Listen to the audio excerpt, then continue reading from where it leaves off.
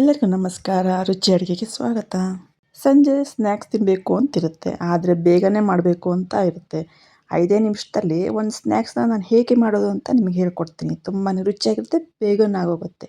ಅದನ್ನು ನಾನು ಹೇಗೆ ಮಾಡ್ತೀನಿ ಅಂತ ನಿಮಗೆ ತೋರಿಸ್ಕೊಡ್ತೀನಿ. ಬನ್ನಿ ಶುರು ಮಾಡೋಣ. ಹಾಗಿದ್ರೆ ಫಸ್ಟಿಗೆ ಒಂದು ಬೌಲ್ ತೊಗೊಂಡು ಇದಕ್ಕೆ ಫ್ರೈಡ್ ಕಾರ್ನ್ಫ್ಲೆಕ್ಸ್ ಹಾಕ್ತಾಯಿದ್ದೀನಿ. ಇದು ರೆಡಿಮೇಡು ಸಿಗುತ್ತೆ ಅಥವಾ ಮನೇಲಿ ತಂದು ಕರೀಲೂಬಹುದು. ಇದನ್ನು ನಿಮಗೆ ಎಷ್ಟು ಪ್ರಮಾಣದಲ್ಲಿ ಮಾಡಬೇಕು ಅನಿಸುತ್ತೆ ಅಷ್ಟನ್ನು ಹಾಕ್ಕೊಳ್ಬೇಕು.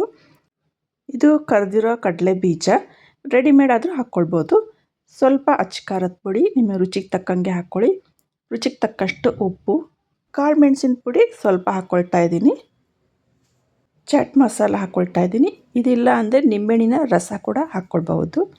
ಸಣ್ಣದಾಗಿ ಹೆಚ್ಚಿರೋ ಕೊತ್ತಂಬರಿ ಸೊಪ್ಪು ಇದೆಲ್ಲ ಹಾಕ್ಕೊಂಡಾದಮೇಲೆ ಲಾಸ್ಟಲ್ಲಿ ಸಣ್ಣದಾಗಿ ಹೆಚ್ಚಿರೋ ಈರುಳ್ಳಿ, ಸಣ್ಣದಾಗಿ ಹೆಚ್ಚಿರೋ ಟೊಮೊಟೊನ ಹಾಕ್ಕೊಳ್ಬೇಕು. ಇದನ್ನು ಫಸ್ಟಿಗೆ ಹಾಕ್ಕೊಂಡ್ಬಿಟ್ರೆ ಎಲ್ಲ ಮೆತ್ತಗಾಗೋಗ್ಬಿಡುತ್ತೆ, ತಿನ್ನೋಬೇಕಾದ್ರೆ ಕ್ರಿಸ್ಪಿಯಾಗಿರೋದಿಲ್ಲ. ಹಾಗಾಗಿ ಇದನ್ನು ಲಾಸ್ಟಿಗೆ ಹಾಕ್ಕೊಂಡು ಚೆನ್ನಾಗಿ ಮಿಕ್ಸ್ ಮಾಡ್ಕೊಳ್ಬೇಕು.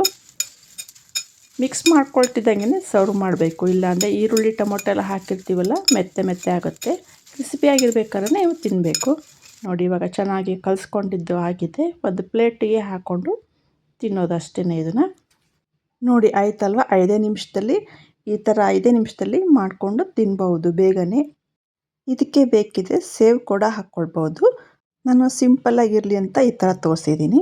ನಿಮಗೆ ಹೇಗೆ ಅನಿಸ್ತು ಈ ಸಿಂಪಲ್ಲಾಗಿರೋ ಸ್ನ್ಯಾಕ್ಸ್ ರೆಸಿಪಿ?